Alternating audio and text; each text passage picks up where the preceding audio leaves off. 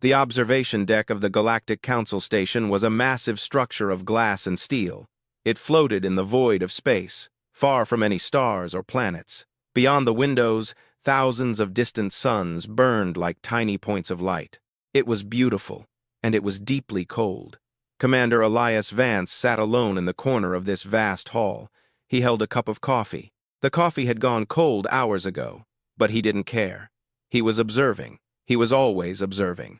Around him, aliens of all shapes and sizes moved through the hall. Some had scales, others feathers.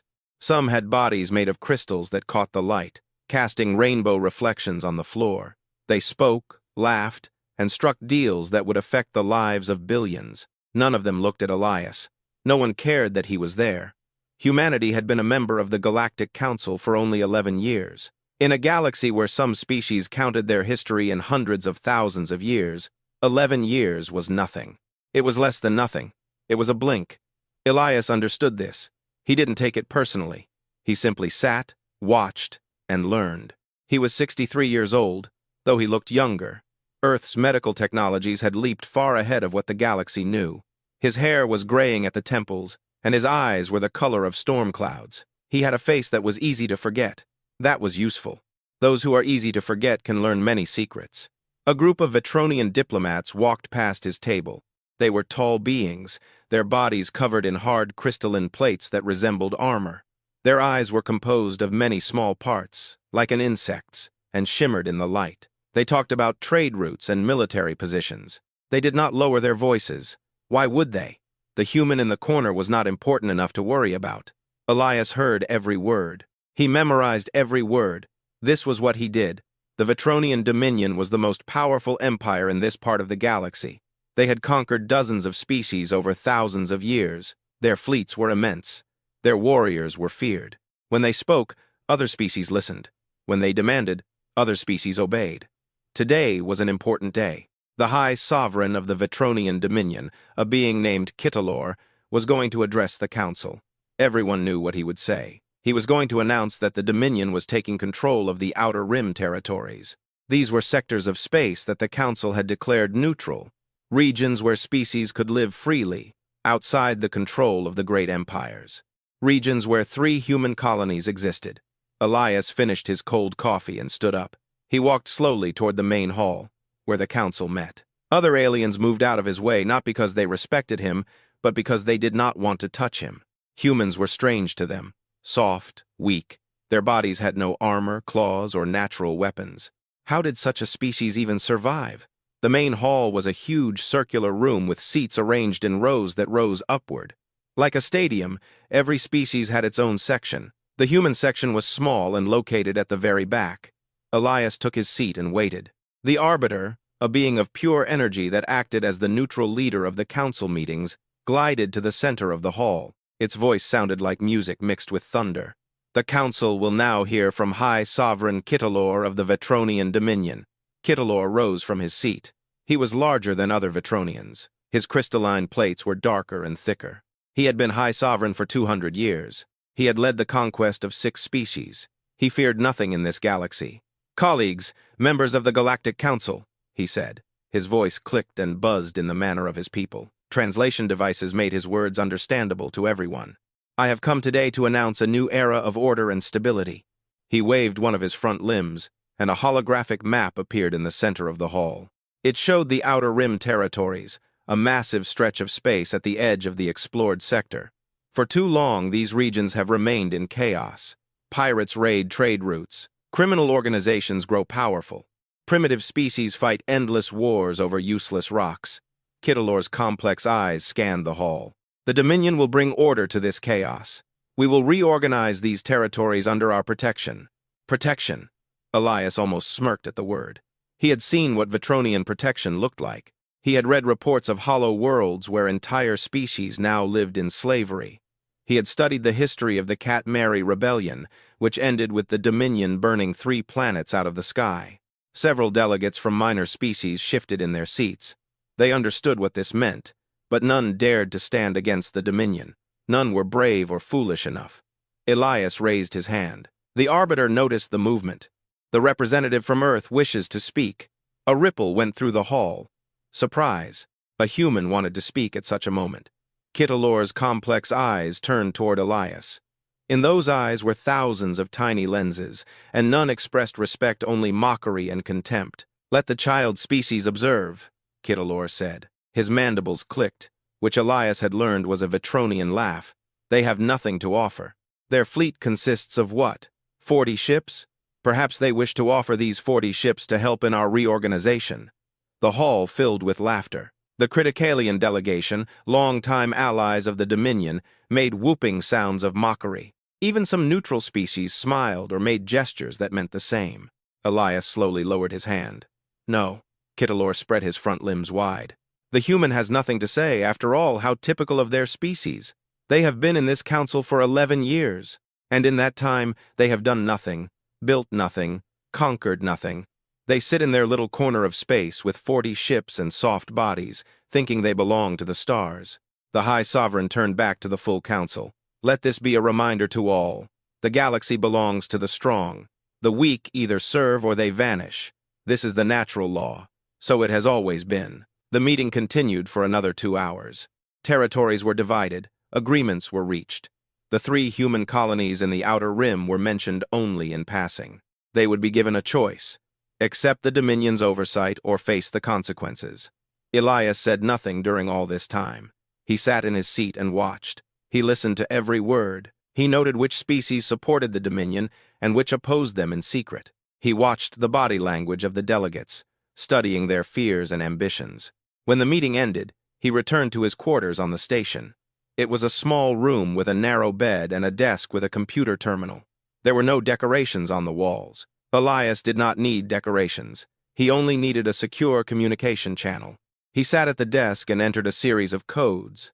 The screen blinked, and then a symbol appeared that very few in the galaxy had ever seen. It was the emblem of Earth's Strategic Operations Division, a branch of the human government so secret that even most human leaders did not know of its existence. Elias had served in this department for 40 years. He had been recruited as a young man back when humanity first discovered they were not alone in the universe. That was when the first signals from alien civilizations reached Earth and everything changed. These were frightening times. Humanity learned that the galaxy was full of life, but most of that life was dangerous.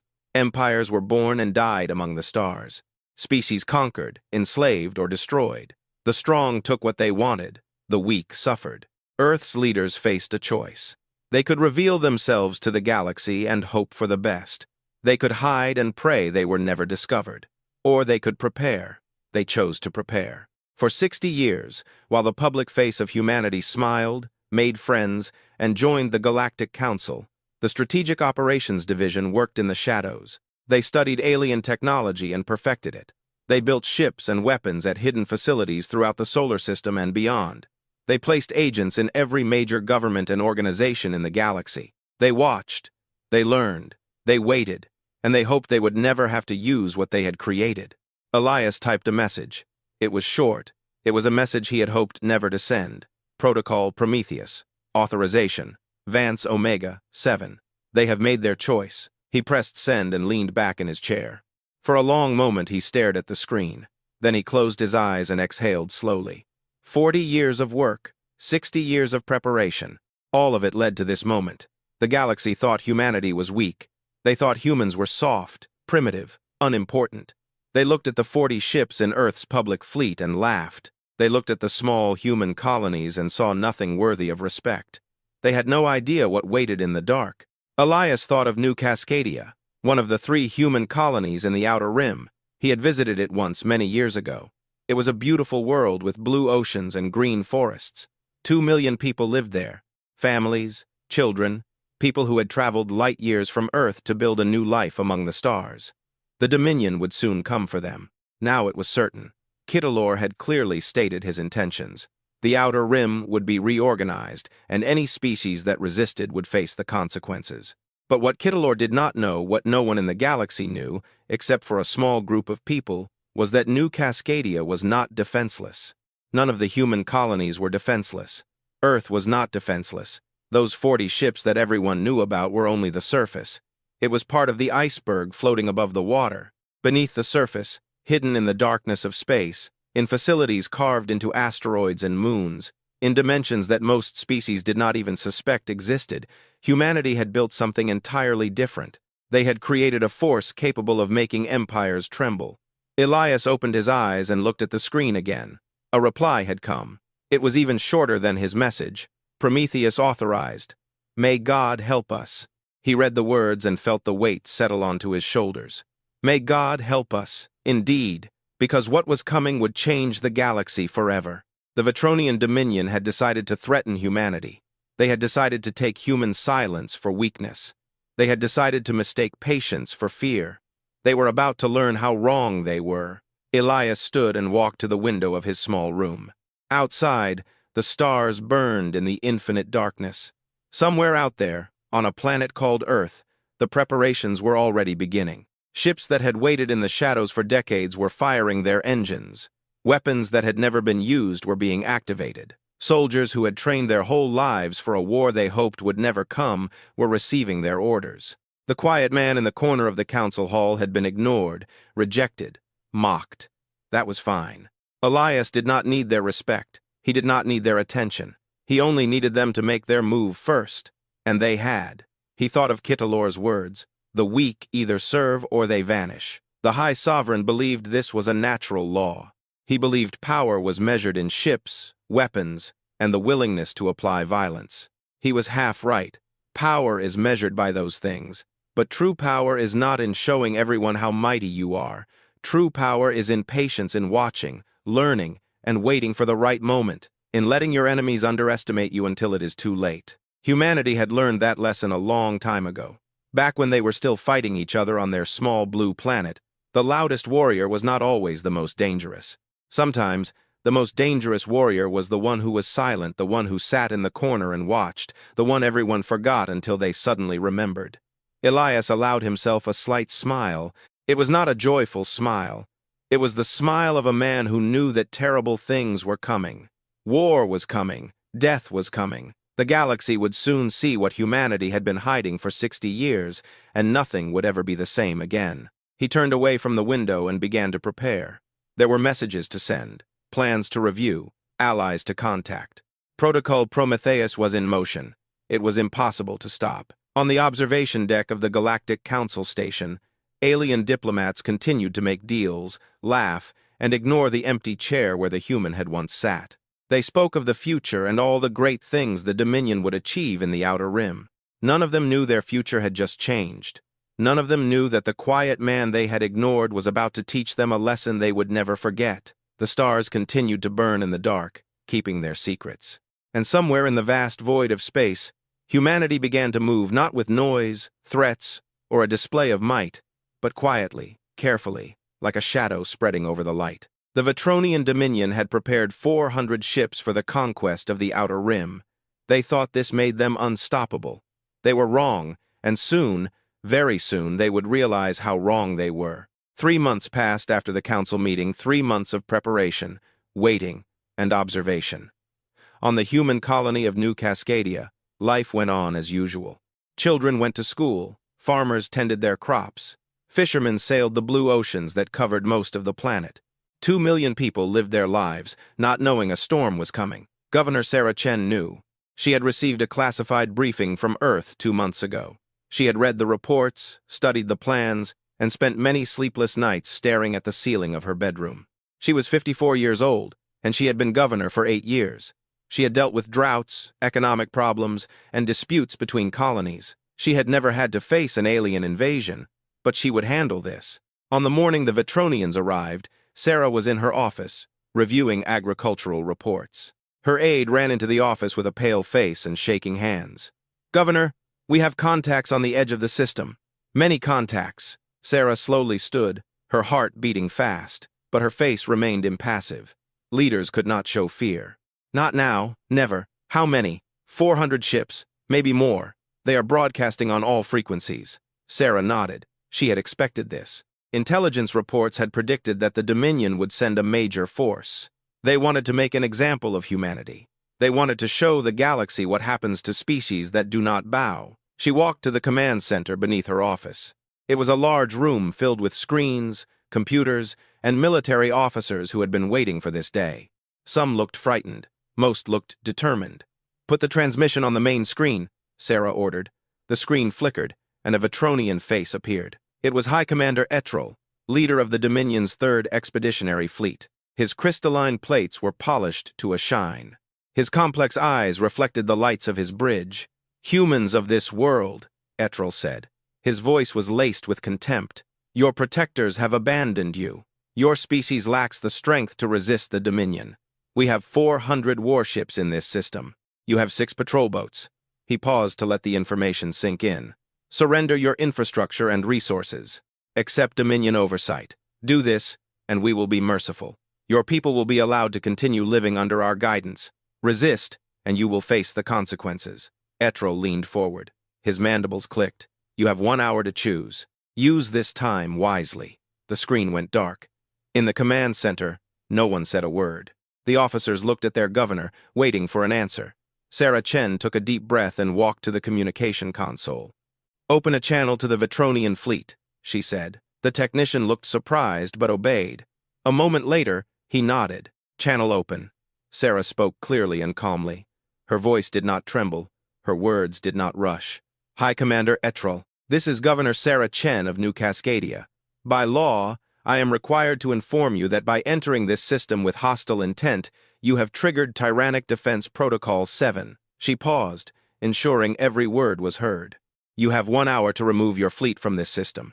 If you do not leave, defensive measures will be taken. This is not a negotiation, this is not a request, this is a warning." She cut the channel before Etrel could respond. In the command center, one of the young officers looked confused. "Governor, we don't have a Defense Protocol 7.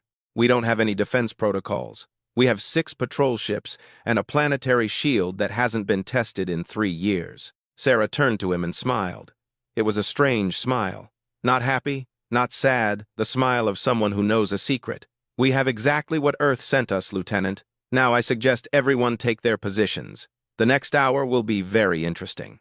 On board the Vetronian flagship, Eternal Dominion, High Commander Etrel was laughing. His officers laughed along with him. The message from the human governor played on a loop so everyone could enjoy it. "Protocol Defense 7. Etrel clicked his mandibles in amusement. "She threatens us with protocols, with words. She has 6 ships, and she gives us a warning." His deputy, a veteran warrior named Ketros, stepped forward. "Perhaps we should be cautious, High Commander. We know little about human military capabilities." "We know everything we need to know," Etrel said dismissively. "They have only 40 ships in their entire fleet. They have no experience in real war. They are part of the galactic civilization. Only 60 years. What could they possibly have that would threaten us? Nothing." Ketros wanted to argue, but remained silent. High Commander Etrel was not known for a tendency to accept disagreement. The hour passed slowly. The Vetronian fleet held position at the edge of the system. 400 warships hung in the dark like a swarm of metallic predators. Their weapons were ready. On New Cascadia, civilians were ordered to stay home. The streets were empty. The sky was quiet. 2 million people waited, prayed, and wondered if they would survive the day. Governor Chen watched the clock on the command center wall. 59 minutes. 59 minutes and 30 seconds. 59 minutes and 45 seconds. "Governor," the sensor officer said. His voice was tight with fear. "The Vetronian fleet is moving. They are approaching the planet." Sarah nodded. She had expected this. Etrel would not back down. His pride would not allow it. How long until they enter range of their weapons? Approximately 30 minutes at their current speed. Sarah closed her eyes for a moment. When she opened them, they were hard and cold. "Activate Protocol 7, she said. The officers exchanged puzzled looks. One of them spoke. "Governor, there is no Protocol 7 in our systems. We do not." He stopped speaking because on the main screen something began to happen, something that should not have been possible. In the empty space between the Vetronian fleet and New Cascadia, reality was tearing apart. High Commander Etrel saw it from his bridge. One moment, his sensors showed empty space. The next, that space was filled with light, energy, and impossible shapes. Officers screamed in confusion. Emergency alarms blared throughout the ship. "What is happening?" Etrel demanded. "Unknown contacts. High Commander. They are appearing out of nowhere. Our sensors cannot identify them." The first Vetronian ship to perish was a cruiser named Pride of Conquest. It was 100 meters long, and its crew numbered 300 warriors. It had served the Dominion for 80 years. It vanished in less than a second. One moment it was there. The next, a hole opened in the fabric of space and swallowed the ship whole. There was no explosion, no debris. Pride of Conquest simply ceased to exist. "Mines!" someone screamed on the Vetronian bridge. "They have mines hidden in folded space." But these were no ordinary mines. No civilization in the galaxy possessed technology capable of hiding weapons in folded space. It was considered impossible. Physics did not allow it. And yet, the holes opened again. Ships disappeared. Etrel watched as his fleet began to die. 3 ships, then 10, then 20. The mines were everywhere, hidden in dimensions that Vetronian sensors could not detect. Every time a ship tried to move, it triggered a new mine. Each attempt to retreat opened a new hole in reality. "All ships, hold position," Etrel ordered. "Do not move, launch fighters." He did not finish his sentence. The Acheron arrived. It came through a rupture in space that burned with colors no Vetronian had ever seen. It was a ship, but it did not look like any other ship in the galaxy's database. It was black, so black it seemed to absorb the light around it.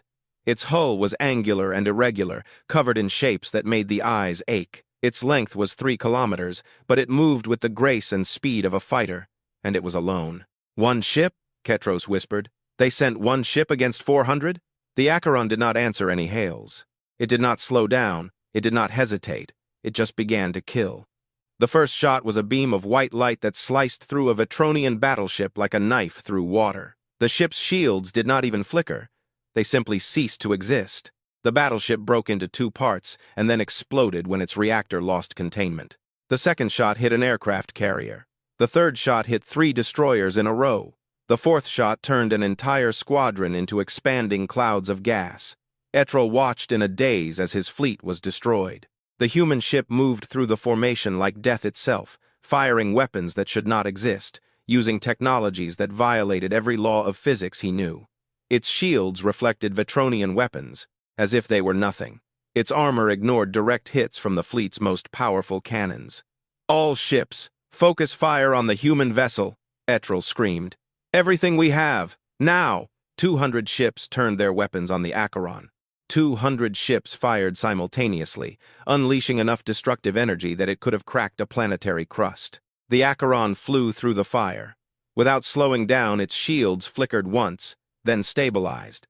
The ship turned smoothly and continued to kill. On New Cascadia, Governor Chen watched the battle on the main screen. Her officers were silent. Some wept not from fear but from relief, from a hope they did not dare to feel. "My God," one of them whispered. "Where did this ship come from?" Sarah shook her head. She didn't know. She hadn't been told everything. She only knew that Earth had promised to protect them, and Earth had kept its promise. The battle lasted 4 hours. This was not a battle, it was an execution. The Vetronians tried everything. They tried to focus fire. They tried to surround the human ship. They tried to ram it with sacrificial cruisers. They tried to retreat. Nothing worked. The mines killed any ship that tried to escape. The Acheron killed any ship that stayed to fight. Autonomous weapons platforms appeared from hidden positions all over the system. Small, fast, and deadly. They hunted down fighters, escape pods, and everything else that tried to save itself. By the end of the 4th hour, the pride of the Vetronian 3rd Expeditionary Fleet had turned into a pile of wreckage and cooling metal. 400 ships, more than 100,000 warriors, had vanished. High Commander Etrel was among the last to die. His flagship Eternal Dominion lasted longer than the rest. Its shields were the strongest in the fleet. Its armor was the thickest. It was built to withstand anything but not the Acheron. In his final moments, Etrel managed to send a message to the Dominion's homeworld. His voice was broken by fear and confusion. His complex eyes reflected the flames consuming the bridge. "This is High Commander Etrel of the 3rd Expeditionary Fleet. We have been destroyed. The humans, they have technology we have never seen. Weapons that ignore our shields. Ships that appear out of nowhere. We never had a chance." He coughed as smoke filled his lungs.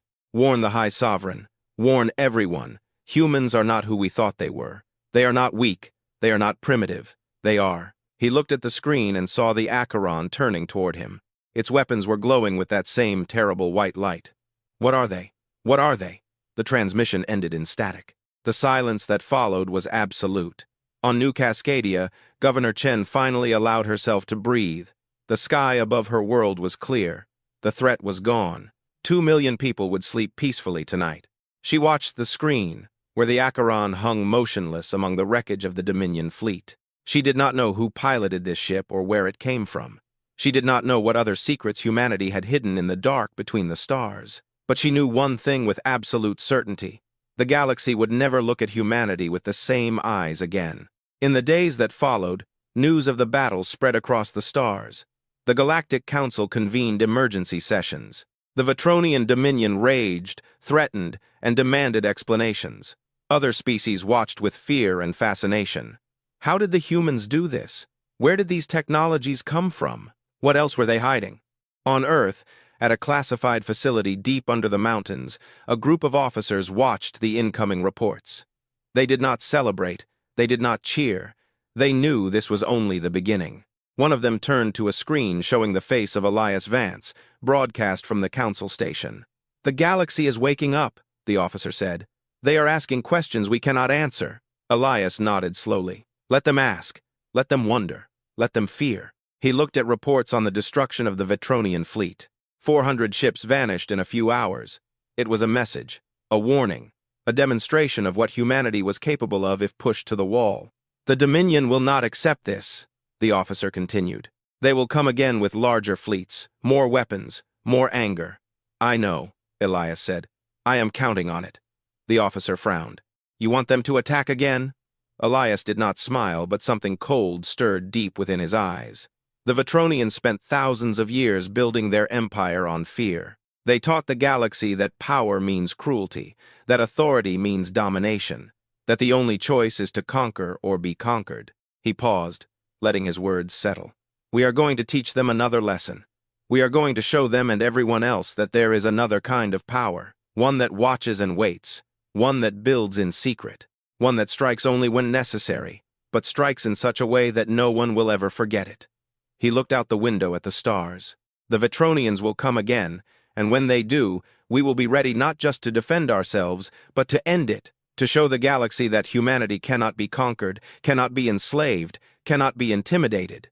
His voice dropped to a whisper. "They ignored us for 60 years. They laughed at us in the council hall. They thought our silence meant weakness." He turned to the screen, and now there was fire in his eyes. "They will soon learn that our silence meant we were preparing. And now that preparation is complete." The message ended. The screen went dark. And all across the galaxy, in council halls, military bases, and royal palaces, species that had never thought twice about humanity began to worry. Because the quiet ones, as they were beginning to understand, were sometimes the most dangerous of all. The Galactic Council Hall had never been this full. Representatives of every major species in the known galaxy had arrived here. Some had traveled for weeks through hyperspace. Some had sent their top leaders, not just diplomats. This was the most important meeting in a generation. Everyone wanted to know one thing: what were the humans hiding? Elias Vance entered the hall alone. He wore the same plain gray uniform he always wore. His face expressed the same calmness as always. If he was nervous or afraid, nothing in his appearance betrayed it. But this time, every gaze in the room turned toward him. He felt their intense stares like heat on his skin. The Criticalian delegation, those tall beings with scales like emeralds, followed his movements with predatory eyes.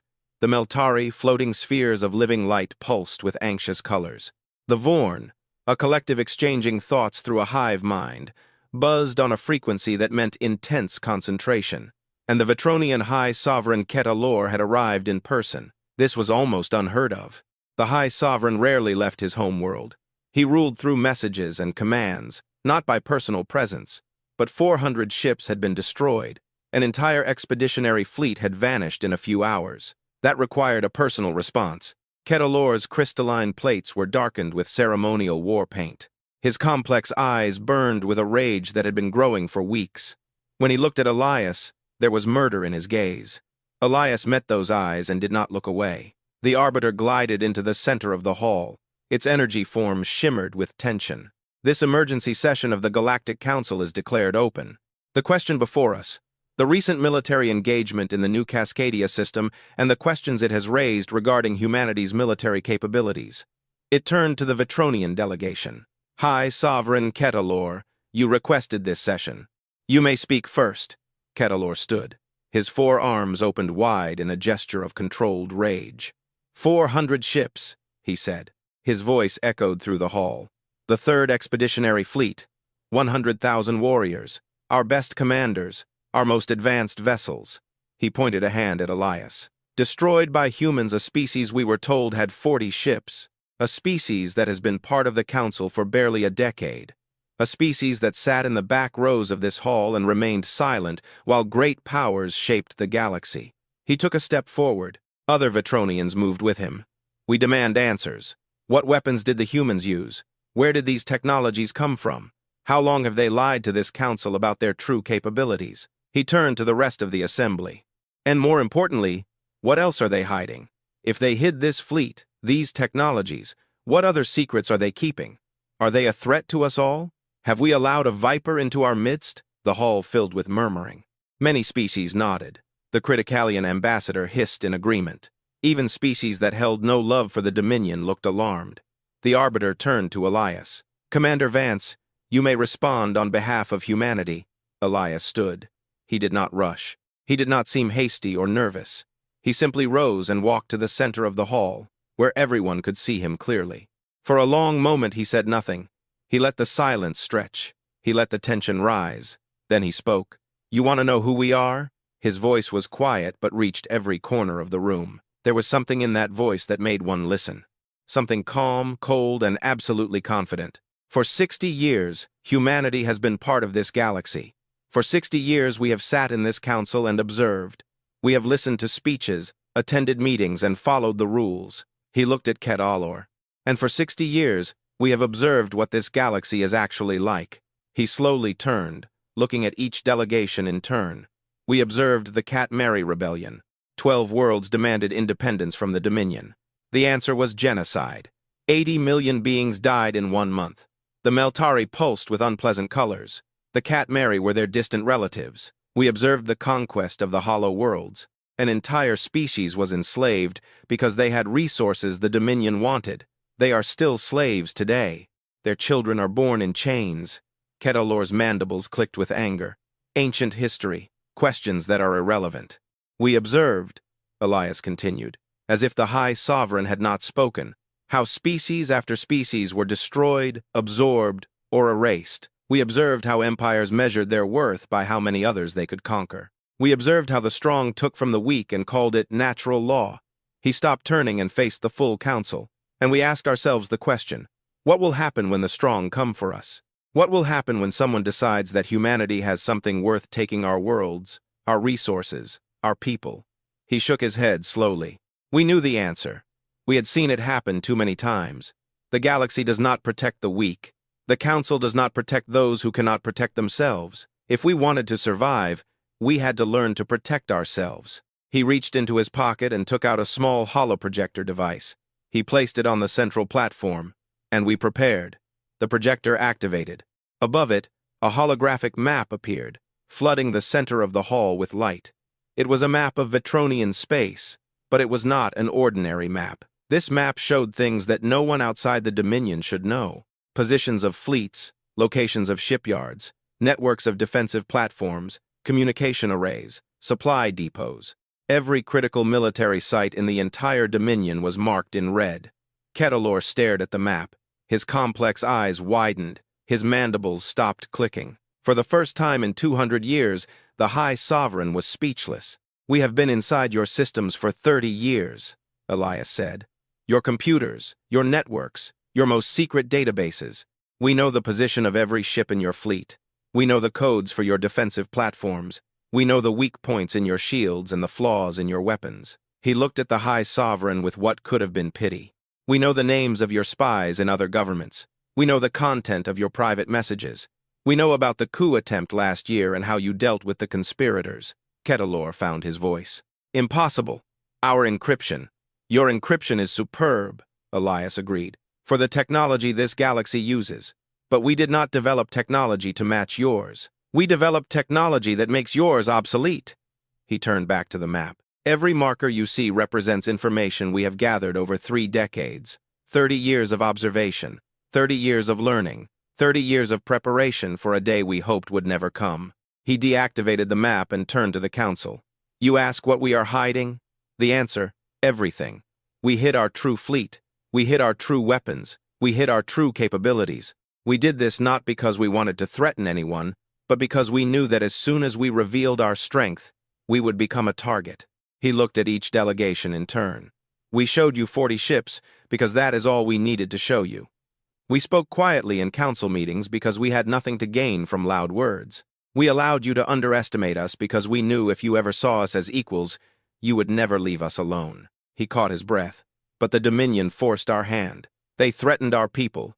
They sent 400 ships to conquer a colony of 2 million peaceful civilians. They left us no choice." He turned back to Ketalor.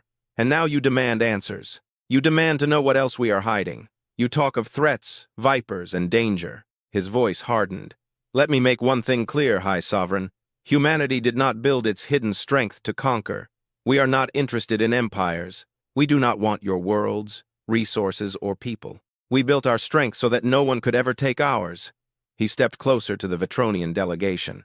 His guards tensed but did not move. "The fleet you sent to New Cascadia vanished. Every ship, every warrior. This is not a tragedy we celebrate. They were living beings with families, hopes, and futures. We do not take joy in their deaths." His eyes were cold. "But we will not apologize. We will not explain ourselves, and we will not back down. The Dominion chose violence. We responded. If you choose violence again, we will respond again, and next time the price will be much higher." Ket Alor's rage finally broke loose.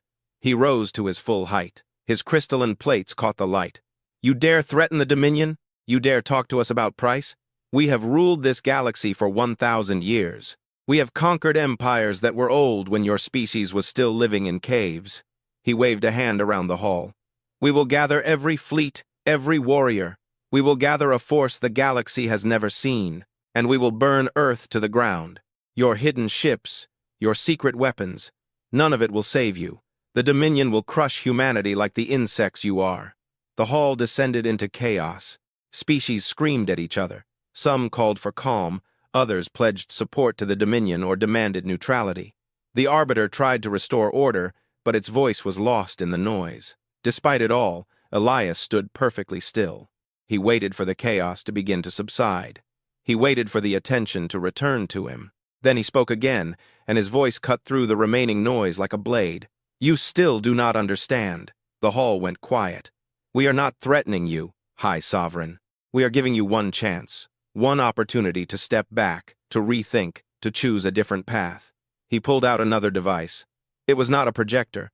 It was a communicator. 3 hours ago, while you were preparing for this meeting, 500 human ships took positions throughout Dominion space. They are hidden in folded dimensions, just as the mines were hidden in the New Cascadia system. You cannot see them, you cannot detect them, but they are there. Ketalor's mandibles clicked often. Fear was beginning to mix with rage in his eyes. "They are not here to attack," Elias continued. "They are here as a demonstration to show you that your fleets, your defenses, your mighty empire, they are already compromised. They have been compromised for decades." He put the communicator away. "You can gather every fleet. You can gather every warrior. You can build the greatest armada in galactic history. And it will not be enough. Because we know everything about you, and you know nothing about us." He turned to the rest of the council one last time. "Humanity came to the stars hoping to find wisdom, hoping to find friendship, hoping to find miracles. Instead, we found empires built on bones. We found species that measured their worth by their ability to make others suffer." His voice dropped. "We adapted, we learned, we prepared. We hoped this preparation would never be needed. We were wrong." He looked at Ketalor. "The Dominion now has a choice. You can retreat from the Outer Rim. You can leave humanity alone. You can accept the fact that there is one species in this galaxy that you cannot conquer." He paused. "Or you can continue to follow this path. You can gather your fleets and come for us. And you will learn in fire, blood, and death what happens when you mistake our silence for weakness." He began to walk to the exit. We are returning to observing. We have shown you enough. The next move is yours." He reached the door and stopped. He turned one last time. "But know this, High Sovereign. Know this, all of you. We are always listening. We are always watching. We were among you for 60 years, and you never knew." His eyes met Ket Alor's. "Do not force us to show you what else we have been hiding, because you will not survive the lesson." He walked out of the hall. The silence he left behind was absolute. In that silence, 1,000 thoughts raced through 1,000 minds. The galaxy had just changed. The balance of power had just shifted. The species they had written off as weak and primitive had just shown itself to be something entirely different. And for the first time in 1,000 years, the Vetronian Dominion did not know what to do. Ket Alor stood in a daze. His complex eyes stared at the empty doorway. His mind struggled to process what had just happened. A human had walked into a room full of the most powerful species in the galaxy. He had revealed that humanity had been spying on the Dominion for 30 years. He had threatened the greatest military power in existence, and then simply walked away because he was not afraid, because he didn't need to be afraid, because whatever humanity had built in the darkness between the stars, it was enough. Ket Alor's mandibles started clicking again, but this time the sound was different. This time, there was uncertainty in it, and in that uncertainty, the first seeds of fear began to grow. The quiet man had spoken, and the galaxy would never be the same again. The Dominion did not listen. Perhaps they could not listen. Perhaps 1,000 years of conquest had made them incapable of backing down. Perhaps Ket Alor's pride would not allow him to be the first High Sovereign to back down before an inferior species. Perhaps they simply did not believe. Whatever the reason, they chose war. In the month after the council meeting, the Vetronian Dominion gathered its forces. Ships were recalled from remote territories. Shipyards worked around the clock, building new vessels and repairing old ones. Warriors trained and equipped themselves with the best weapons the Dominion could produce. Ket Alor left nothing to chance, not this time. The armada he gathered was the greatest in galactic history. 12,000 warships from every corner of Vetronian space, battleships the size of cities, aircraft carriers loaded with tens of thousands of fighters, destroyers, cruisers, and support vessels, stretching for millions of kilometers. This was a force capable of conquering entire civilizations, a force capable of eclipsing the skies of hundreds of worlds, a force no species in galactic history had ever defeated. And at the head of this armada, on board his new flagship Eternal Sovereign, Ket Alor led his people toward Earth. He studied the humans' words. He analyzed the Battle of New Cascadia. He consulted his best military minds and concluded that the humans were bluffing. They had to be bluffing. Yes, they had destroyed the Third Expeditionary Fleet. Yes, they had shown technology beyond what the Dominion possessed. But one ship, no matter how advanced, could not stop 12,000. Numbers mattered. Mass mattered. The humans might have quality, but the Dominion had quantity beyond imagination. There was no way humanity could have built a fleet large enough to match this armada. There was no way they could have hidden something so huge. The galaxy was full of sensors, spies, and eyes. Someone would have noticed. The humans were bluffing. They had to be bluffing. The journey to Sol, the home system of humanity, took 3 weeks. 3 weeks of the greatest fleet in history moving through hyperspace in perfect formation. 3 weeks of warriors preparing for the final battle. 3 weeks of Ket Alor dreaming of the moment he would see Earth in flames. When they arrived at the edge of the Sol system, sensors showed them what they expected. A handful of human ships gathered around the third planet. Defensive platforms in orbit. Nothing that could stop even a fraction of the Dominion fleet. Ket Alor allowed himself a moment of satisfaction. They were bluffing, he told his bridge crew. All that talk of hidden fleets and secret weapons. Look at them. They have nothing. His deputy, a young officer named Jedel who had replaced the fallen Ketros, nodded readily. Shall we begin the attack, High Sovereign? Ket Alor spread his mandibles in a Vetronian smile. No, first we will give them one last chance to understand their mistake. Open a channel to their planet. Communications officers acted quickly. A moment later, a connection was established. Ket Alor spoke with the weight of 1,000 years of empire behind his words. Humans of Earth, this is High Sovereign Ket Alor of the Vetronian Dominion. I have come with 12,000 warships and the might of the greatest civilization in galactic history. He paused, letting the number sink in. You destroyed our expeditionary fleet. You humiliated our empire. You threatened us in our own council hall, but I am not without mercy. Surrender now. Deactivate your defenses, hand over your leaders and your weapon technologies. Do this, and your people will be allowed to live as subjects of the Dominion. He waited. The communication channel remained open. Then a reply came. It was only a voice transmission, no image. High Sovereign Ketalor, this is Commander Elias Vance of Earth's Strategic Defense Command. Ketalor's eyes widened. The human from the council meeting, the quiet one who had threatened them all. You were warned, Elias continued. His voice was almost sad. You were given every opportunity to choose a different path. You chose this. There was a pause. What happens now is not revenge. It is not anger. It is simply a consequence. A consequence of believing that silence means weakness. A consequence of refusing to learn. A pause. May the gods you believe in show mercy to your souls, because we cannot. The channel closed. Ketalor felt cold in his body, a feeling he had not felt in 200 years. Fear. He cast it aside. These were just words. The humans were still trying to scare him, still trying to make him back down, but he had 12,000 ships. No threats could change that. All ships, he ordered, begin the advance. Formation Alpha 7. Destroy everything. He never finished the order. Space exploded in not one place. Everywhere. In thousands of different points around the Dominion fleet, reality tore apart.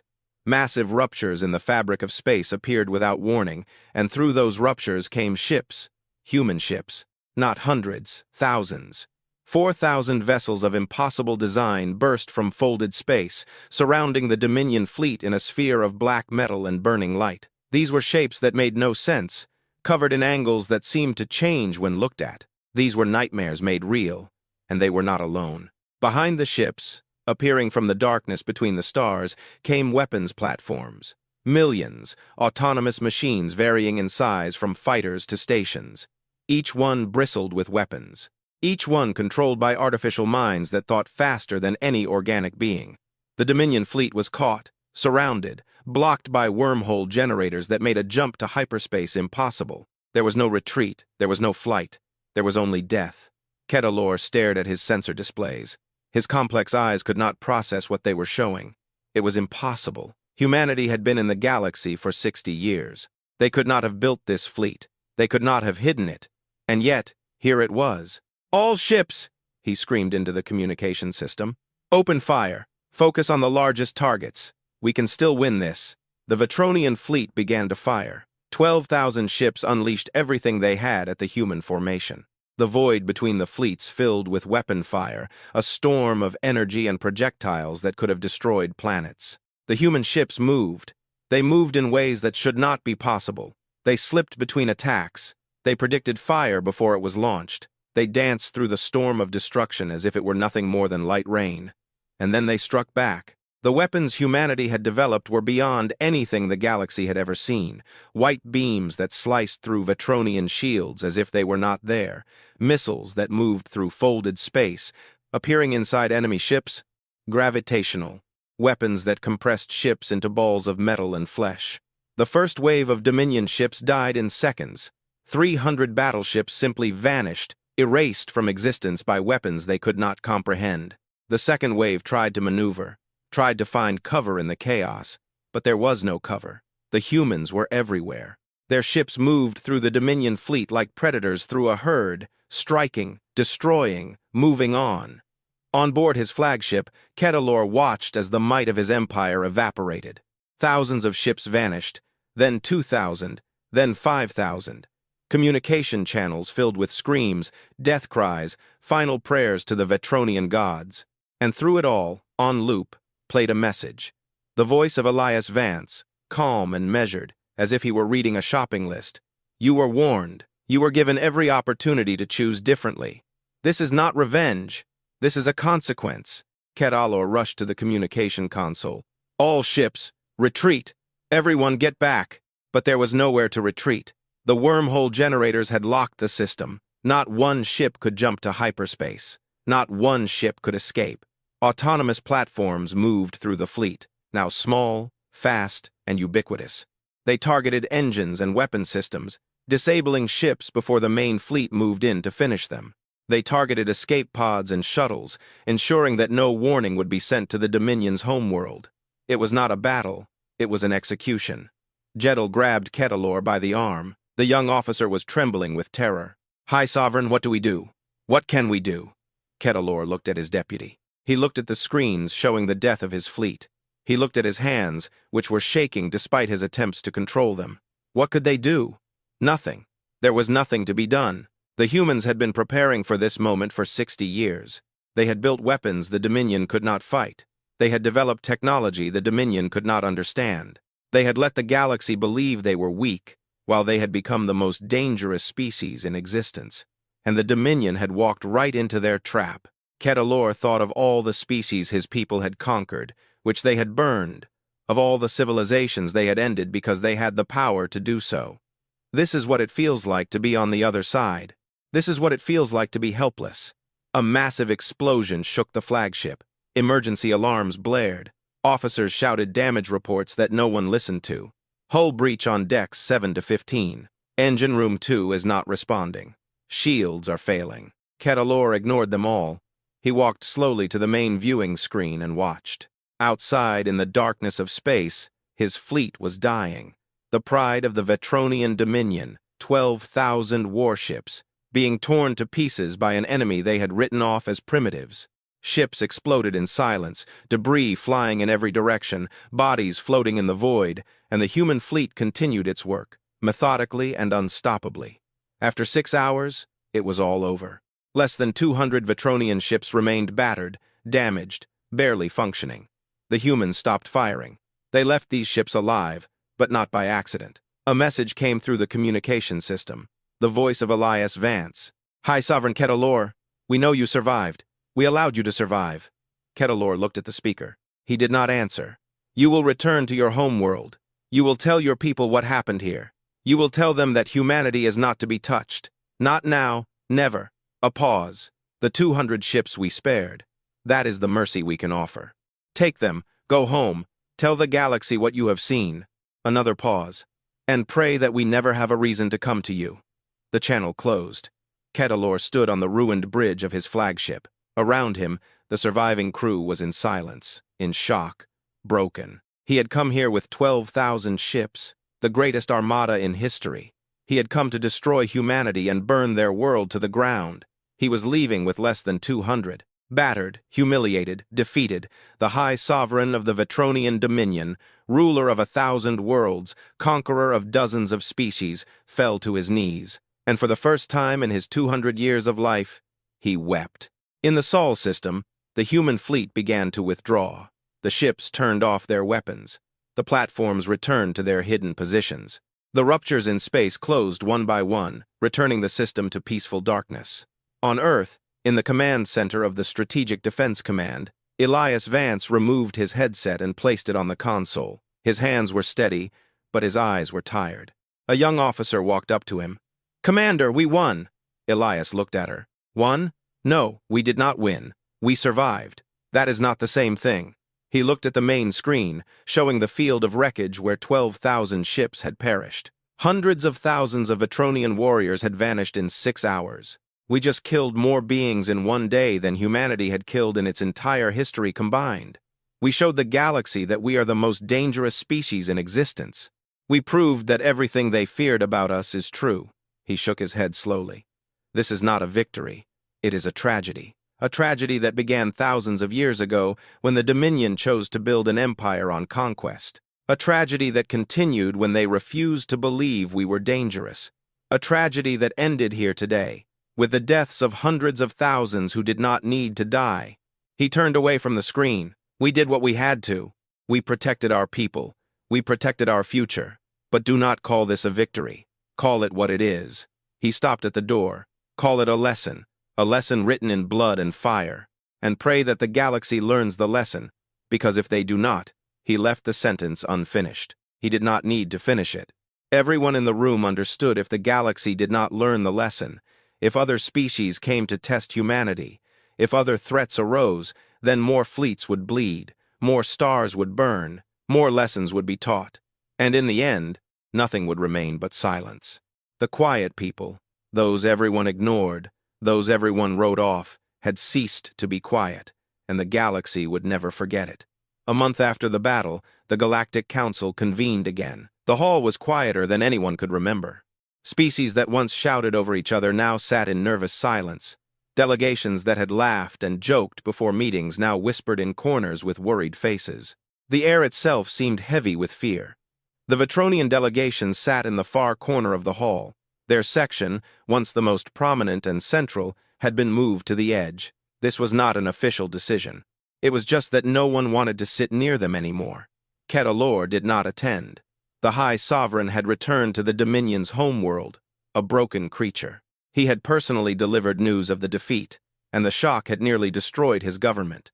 There were riots in the streets of the capital. Military officers committed suicide out of shame. The entire empire shook like a building during an earthquake. Instead of Ketalor, a new representative sat there, a diplomat named Vitsara, who was chosen because she was known for preferring peaceful solutions. The Dominion had learned its lesson, at least for a while. Vitsara's crystalline plates were dull with grief. Half of her family had died in the Battle of Sol. Her brother had been a commander on one of the destroyed battleships. She had seen records of the battle, seeing her brother's ship torn apart by weapons that looked like magic. She did not hate humans. She was too tired for hate. She just sat, waited, and tried to understand how everything had gone so wrong. When Elias Vance walked into the hall, every head turned. He walked alone, as always. His gray uniform was the same. His expression was calm. His movements were unhurried. He looked exactly as he had months ago when he sat in the corner, ignored. But now everything was different. Now nothing would ever be the same. He walked to the center of the hall and stood before the full council. The Arbiter glided beside him, but even the ancient energy being seemed to defer to the human today. "Commander Vance," said the Arbiter, "the Council has asked you to address us regarding the events of recent months and future relations between humanity and the galactic community. You may speak." Elias nodded. He looked around the room, meeting the gazes of representatives from 100 different species. He saw fear in those eyes, respect, hatred, surprise, confusion. He understood all those feelings. He felt many of them himself. "Thank you, Arbiter," he said. His voice was quiet but clear. "I will try to be brief. I know many of you have questions, and I will do my best to answer them." He breathed in. "First, I want to say something that needs to be said. Humanity did not want this." He paused for the words to settle. "We did not come to the stars to fight. We did not build our hidden fleet because we dreamed of conquest. We did not prepare for 60 years because we wanted to prove our superiority." He looked at the Vetronian delegation. Vitsara met his gaze without blinking. "We came to the stars hoping to find wisdom. We hoped to meet species that had existed for thousands of years and learn from their experience. We hoped to find friends, partners, teachers." His voice grew firmer. "Instead, we found empires built on bones. We found species that measured their worth by how many others they could crush. We found a galaxy where the strong take what they want, and the weak have two choices: submit or die." He shook his head slowly. "We chose a third option. We decided to become strong enough that no one could ever threaten us. Strong enough that we could never be conquered, never enslaved, never watch as our children were taken as tribute by an empire that saw them as nothing more than a resource." He spread his hands. "Everything we built for defense. Every ship, every weapon, every secret facility between the stars. It was all preparation for a day we hoped would never come. Everything was designed to protect our people, our worlds, our future." He looked at the Vetronians. "They sent 400 ships to conquer one of our colonies. They dismissed our warnings. They gathered 12,000 warships and came to destroy our homeworld." His voice dropped. "We did not choose this battle, but when it came to us, we finished it." He paused for a moment. The hall went silent with him. "I know many of you are now afraid. I know you look at humanity and see a threat. You wonder if we will do to others what we did to the Dominion fleet? You wonder if we have been secretly planning to conquer the galaxy all along?" He shook his head. "Let me be absolutely clear. Humanity has no interest in empire. We do not want to rule other species. We do not want to take your worlds, resources, or people. We built our strength so we could live in peace, not so we could fight." He slowly turned, addressing the entire council. "But let me also be clear about this. We will not tolerate threats. We will not allow anyone to put our people in danger. We sat quietly for 60 years because we wanted peace. If that peace is threatened, We will no longer sit quietly. He pulled out a small data device and held it up. It contains conditions that humanity proposes for moving forward. They are simple, and they are fair. He activated the device, and a holographic list appeared above it. First, the Outer Rim territories will remain neutral space. No empire will claim them, no species will be forced to join any government. The colonies there, human and others, will be free. Several delegations nodded. This was more than fair. Second, the Dominion will free all enslaved populations on its territory. The species of the Hollow Worlds, survivors of conquered civilizations. They will all be free. This process will be supervised by a council committee to ensure proper implementation. Vitsara closed her eyes. It would be hard for her people to accept, but after what had happened, they had no choice. Third, the Dominion's military forces will be restructured under council control, not liquidated, but reorganized to prevent future aggression. Defensive forces will be allowed. Offensive fleets will be reduced. Murmurs went through the hall. This was a dramatic change. The Dominion had never accepted external control over its military. Fourth and finally, humanity will share some of its medical and civilian technologies with the Council advancements in healing, food production, energy generation technologies that can help species across the galaxy live better. He deactivated the device. We will not share our military technologies. Those will remain only ours. But we are prepared to foster the progress of all species in ways that do not threaten our security. He paused. These are our terms. They are not subject to negotiation. The Dominion can accept them or face the consequences of refusal. But I hope they will accept them. He looked at Vitsara. I know you lost much, Representative. Your people lost much. I will not pretend that the casualties in the Battle of Sol were not a tragedy. Hundreds of thousands of beings died because their leaders made a choice that left us no alternative. His voice softened slightly. Humanity does not hate the Vetronians. We do not want to punish your species. We want to move forward. We want to build something better than what was there before. He looked at the full council. This is the choice that stands before us all. We can learn the lesson of what happened. We can create a galaxy where power does not mean cruelty, where authority does not mean domination, where species can exist together without conquering one another. He shook his head. Or we can continue as before. We can pretend that nothing has changed. We can wait for the next empire to rise, the next war to come, and the next lessons to be written in blood. He moved toward the exit, then stopped. Humanity will be watching. We have always watched. But now we will watch openly, as equals, not as a child species in the corner that no one cares about. He turned one last time. Remember what you saw? Remember what happens when you mistake silence for weakness? Remember that a species that is quiet is not a species that has nothing to say. He breathed in. We were quiet because we were listening. We were learning, we were preparing, and when the time came, we were ready. His eyes met Vitsara's again. Do not force us to teach this lesson again, because the galaxy cannot afford it.